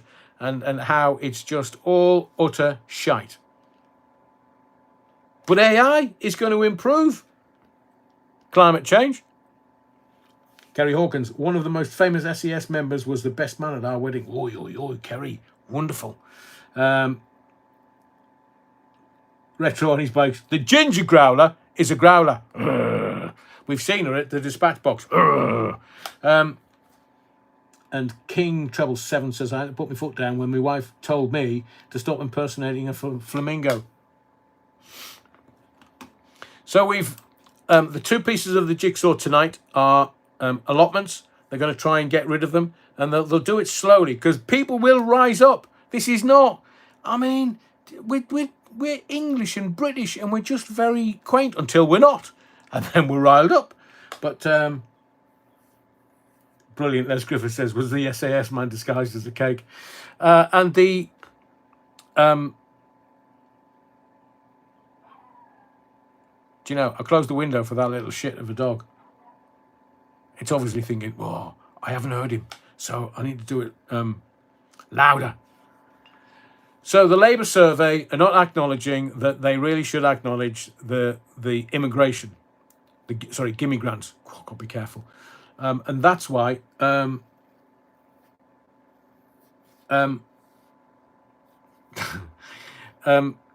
a saying in Scotland. Ian McGee just says, I flap when the missus kicks off. There's an old Scottish saying, he never flees when he flaps his wings. So people kind of rise up. Doesn't do anything about it. I just want to give you a kind of a heads up, really, about Lucy Letby. Free at last. Free at last. So, I forgot to mention to, this is from an anonymous emailer, look up the email from Adrian Powell about the nappy pads being used to stop the leaking of potentially deadly bacteria. Pseudomonas aeruginosa, I think, best stab I've got. Laden water into the unit Lucy Letby worked on. It's a doozy, but the Beeb and other outlets haven't publicised it yet. And the lack of disclosure by the prosecution could get her an appeal or even a retrial. So there's a lot of people on Lucy Letby's side. And, as I say, free at last, free at last. My God almighty, free at last. But how? How? I want to also tell you, hang on, what's Les said now? Burlington Bertie says, why does Rayner want to get rid of allotments? Thought she would be used to being around vegetables all day. Very good, Burlington Bertie. But you need to watch last Wednesday and Thursday's live, because within that, I've told you about the agendas that's going on, the UN Agenda 2030 and the World Health Organization. And I've also said that what they want us to do is they want us to eat lab-grown meat, no more beef, no more lamb, chicken, or any of the beautiful meats that we have in this country. No, they want us to eat shit. And getting rid of allotments, you won't be able to grow your own food. And I'll tell you, do you know, if somebody has an allotment and has all these seeds and just posts these seeds out to other people, it'll be, within years, I'm sure, it'll be contraband. So you won't be able to send your mate down south somewhere. Well, here, take these cucumber seeds. They were brilliant for me last year. It'll be like, oh, they're worth more than cocaine, are they? I also want to put this on your radar, the recognition of Palestine. So Western unity is collapsing, in my view.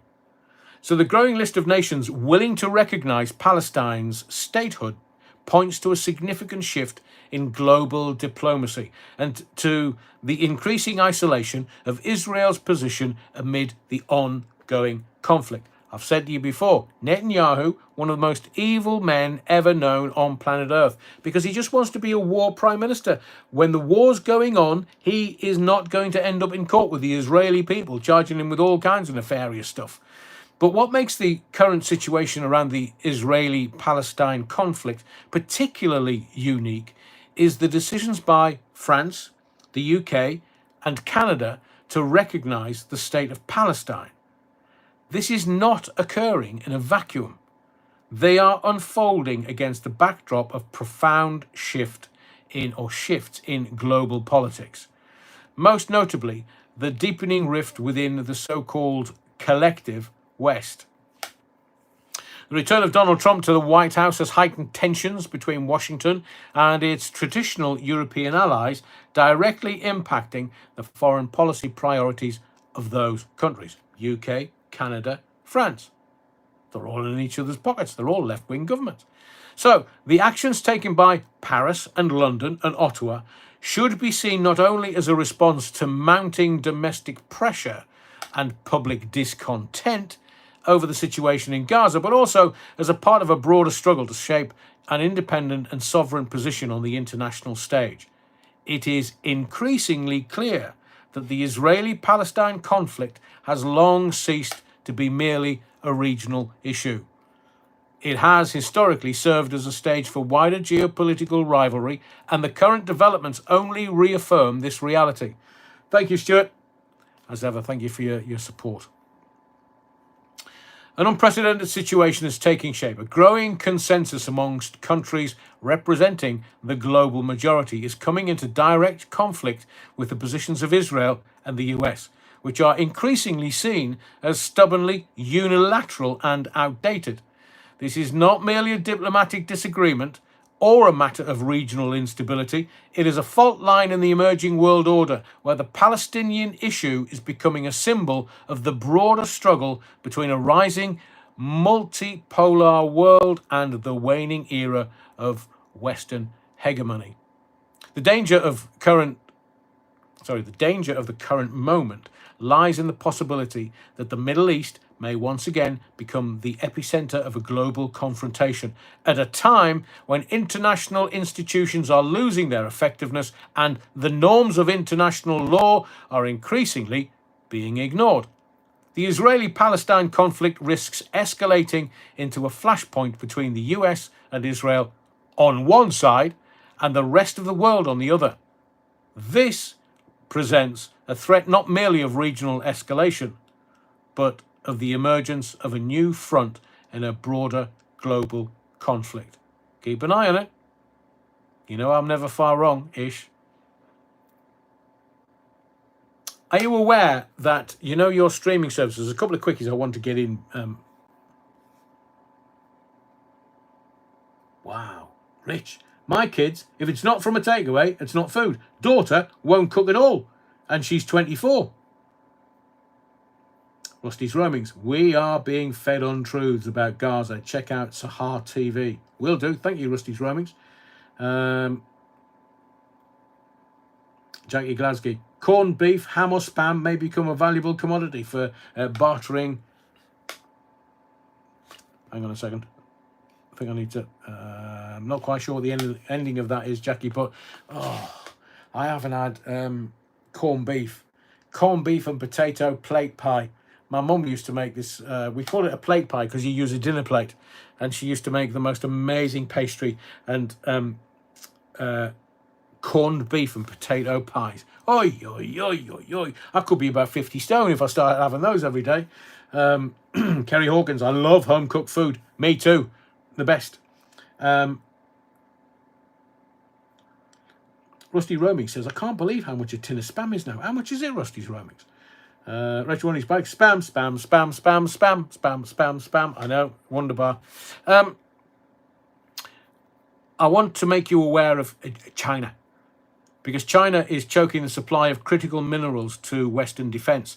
I've told you, China runs the world. They own most of America's debt. America's got to go bankrupt to get it from the fiat dollar, the petrodollar, into the crypto coin. That's got to come, especially when the bloody aliens land. They'll just go, right, all the banks, close them down, close them down. We've got aliens now. Hello, the Greys. Hello. But China's choking the supply of minerals to Western defense, Western defense companies. Now, Beijing's tightening controls, because I'm getting tired.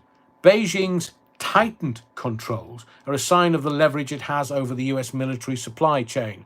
More than 80,000 parts that are used in Defense Department weapons systems are made with critical minerals now subject to China export controls, according to data from defense software firm Govini. The battle for Ukraine's geological wealth means that they need to get rid of Sniffy. They need to get somebody new in there. We've talked about this earlier. And, do you know, I'm getting very tired very suddenly. Maybe I'll save this for tomorrow. I want to talk about the housing crisis. I want to talk about the British police. I want to talk about British Medical Association. See, I can't even speak now. And the hidden hand of Russian oligarch capital. So I'll save that for tomorrow night. I've no idea how long we've been going. Let's have a look. Right, okay. Pig's belly. I'm up for that, Ian McGee. I'm also up for pig's orgasm lasts 30 minutes. Bloody hell. Des Ashton, Mrs. Des did a homemade meat and potato pie for tonight's dinner for dessert. Cranachan. Oi, oi, oi, Des, you're wronging. You should have said I would have been round your house. Give us a couple of hours and I'll come round. Oh, plate pie. As the saying goes in the northeast of England, we love a good plating. If you know, you know. There'll be some people definitely laughing now. Corned beef and brown sauce sarnies. Kerry. Oh, hang on. I'm still going, but let me just... oh, come on. Crying out loud. I think my computer's slowing down as well. Jesus. Kerry Hawkins, I know I've run out of hibiscus, but I am slowing down because it's been a long old day today. I see you. I sent a lass at work out to buy some peaches. She asked what they look like. God, blimey. Let me just see what's happening here with YouTube. Hopefully, because it'll stop the... Oh, there we go. Come on. I think it's my computer rather than what's going on with YouTube. Do you know, I sanitized my desktop. Not that there was much on it, but I sanitized it today thinking I don't want it to slow down for tonight's live and bugger me. So I think we'll call it a day for tonight's live. I started at 7:15. So tomorrow night we'll start at 7:15. And because this is not going to come back, I can't see... Oh, dear Lord. Let me, if playback doesn't begin shortly, try restarting your device. Right, let me get out of this. There's evidently either my computer or YouTube is lagging again, or somebody is up to something, because I'm talking about tasty stuff tonight. What's that? Right, okay. No, let's go there. This is very, very slow. All right, go back to the beginning. We are doing stuff in the background, which is why the thumbnail is different tonight. Oh, lamb stew. Whoa, Kerry Hawkins, neck of lamb stew. The world great again. Thank you. Rissoles, says Tom. Send all the women and children to Great Yarmouth, says Garen. Okay. That hurt. I had minced beef and lentils with veg for tea. Oy, oy, oy. I need the iron. You could have sent me an invite round. Dale Steele just had a chicken dinner. And no one's up to nothing. You need to sort your computer out, mate. Terry, thank you very much. I'm going to go. I'm knackered. But I will make sure that I get plenty of iron tomorrow. I'll be back fighting fit tomorrow night, 7:15. I know it's 7:30, but 7:15 for parish notes. And we will get a defendant. I love spam fritter from the chippy. Oy, oy, oy. So we'll start at 7:15 if you want to be in early for the parish notes. Then we'll start 7:30 proper. We'll see what's going on in the world all day tomorrow. I hope you've all enjoyed it. Thank you for your likes, your subscriptions. Hang on, how many likes we got? Oh, tough audience tonight. If you can smash the likes on your way out of the body of the Kirk, because it does help if we can get over 200. And we've had hundreds and hundreds watching tonight. And I'll see you 7:30 Tuesday night. Thank you for your likes, your subscriptions, but most of all, your indulgence. My name's Adrian Allen. Be well, stay safe, wherever you go, whatever you do. Please take the Battenberg with you. Emergency Battenberg, always needed. And remember, Theatre of the Mind's lives.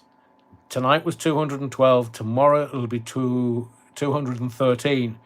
It's not a show. This is a mission. And we continue. Take the two pieces of the jigsaw with you tonight. You now know what they're up to. The Labour Party and the government, they're going to try and stop you from being able to grow your own food unless you have a garden. But they're going to try and take your house off you in some way, shape or form over the next 5 years, so you can't grow your own food at all in any way, shape or form. And the UN, yeah, they're just evil. So I'll see you tomorrow night, Tuesday, 7:30.